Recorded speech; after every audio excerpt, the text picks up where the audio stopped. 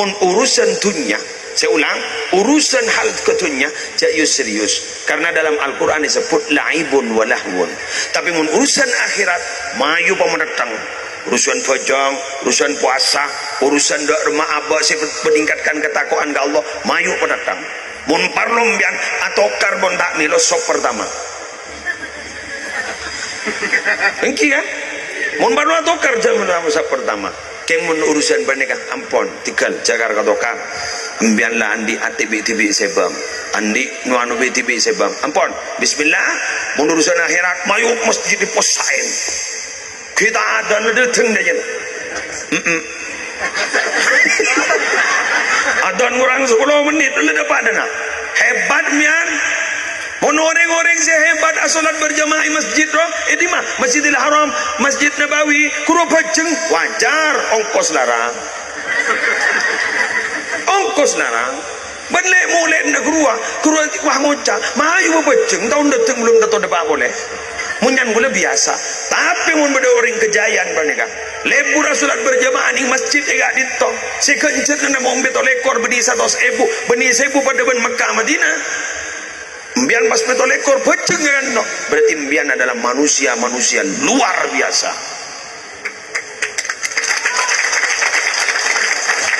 Dengan saya oke. Tiga tore menurusan masalah kepentingan itu tina ya mana hoso yang jalan ni pahoso karo bai wah jadi wah neman wah takoi jual ban batinggi jual ban ketua takmir mun pada sekenengi ke bai apa tangki dia jual per meter pelengan ya ahli fungsi bata katoman ni mundo sentar ngore candring macura garua to ada pabali ka badi makna filosofi bade macura ro kenengi jalan ni lakon lalla bajan ya bode serius mayu ba serius bajan saya tak serius ya kalau tak santai baca yo serius tang matanya lakon dia apa ngaingan lambak ro maaf ya lewat ini physical distancing lagi bini bahkan anda apolong kan kau tu jarak sekian meter jangan di covid kok jadi pasti tunggu jauh dia ya banyak lelako nah menurusan pajang mon baru laku adan ada ya kayak babat bener bakton aja bahkan aku kayak malam setengah telo bahkan nong-longan ya kalau hari pun kejayaan mau turun turun kilo ban diri atan patokan adan bah keluar ente cendi kel bekel ya tujuh marin beli rokok ban kok arang ban tojo ente kilo bandar magi burung ngocai kok kilo ban ada apa adan kita sepuh kisah nol adan ban lu nang engkau resi kesambu ke baan mana ya baan ya dari tepak ke bektona mata entar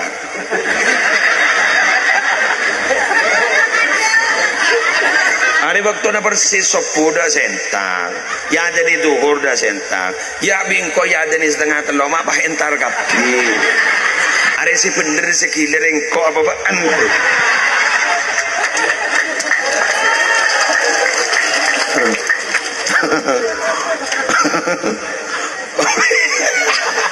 pasti mendong ruah mulai ya tahu mondai manggal jabur leburnya laki orang tak kau abang TV salah bener sambian menuduh orang itu jari-jari yang ditujukan pada orang itu satu tapi ada 3 jari-jari yang tertuju kepada kita sendiri ban salah ini setong orang apa telur ya berarti ban telur kali lebih salah masa apa di ban salah tarik ngerok